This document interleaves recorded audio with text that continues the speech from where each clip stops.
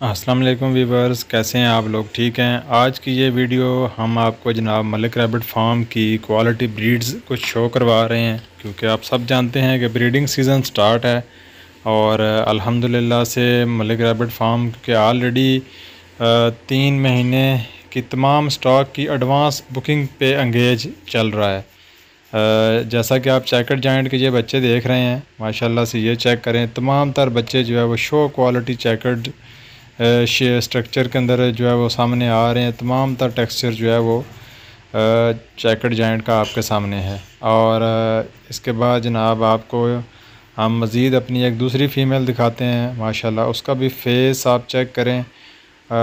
Show quality breeders जो हैं वो हमने रखे हुए हैं ताकि पाकिस्तान में तमाम लोगों को हाई क्वालिटी ब्रीडर्स जो है वो प्रोवाइड किए जाएँ। ये चेक करें, माशाल्लाह से full show quality showpiece जो है वो आपके सामने चेकर्ड जायंट का फुल फेस के अंदर, और वेरी फ्रेंडली और बड़ा ही जो है वो हैंड टेम ये फ़ीमेल है। देखें आप लोग कैसे माशाल्लाह ये जो है वो आगे से रिएक्ट करती है। और इसके बच्चे आपको दिखाते हैं जी। आप देखें इसके बच्चे भी माशाल्लाह बड़े ज़बरदस्त जो है वो टेक्सचर में मौजूद हैं, जो आपको हम लोग अभी इस वीडियो के अंदर दिखाएंगे।